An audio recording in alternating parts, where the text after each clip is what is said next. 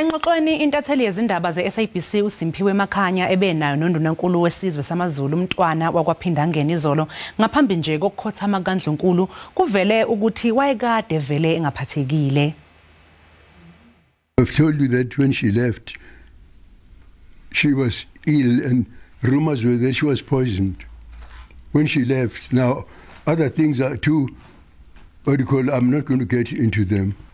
Because in any case, in my statement, I've said that any condition of anyone, if she was not a public figure, I would say that it's quite wrong to ask me, because any illness of any person is actually a prerogative of that person.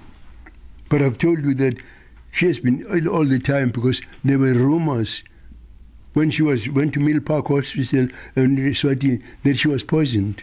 Undunankulu wesizwe samaZulu uqhube wathi khathi ingonyama isadla andlamvana ubelokhu eyibonisa ukuthi inelungelo lokuqoka noma ngabe ubani ozongena ezicathulweni zayo yena akanalo ilungelo lokuxambukela kulokho. I kept on saying during the king's lifetime that he has a right to appoint his own, what do you call, because I'm not paid a cent for being the prime minister. It's a job which I do. It's an honor for me, but apart from that, there is no emolument or any advantage I have. Umntwana wakwaPhindangene uqhube wathi emva kokukhothama kwesilo kunamanye amalungu omndeni abamba umhlangano ngasese ezindlini zeshayamthetho esidala Olundi.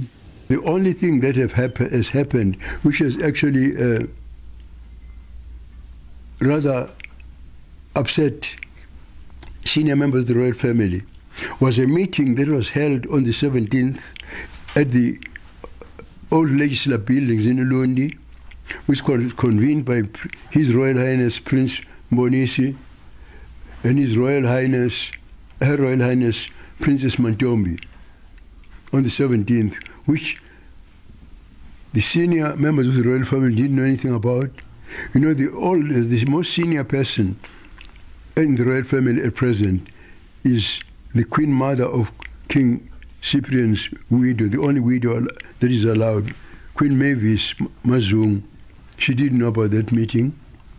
The only uncle of the king that exists, that is still alive, is Prince Philemon Kachelendo Tagatini Zulu. You know, the widows of the king did not know anything about that meeting. Indlu yobukhosi ibingakaphawuli ngemniningwane yokutshalwa kwendlunkulu.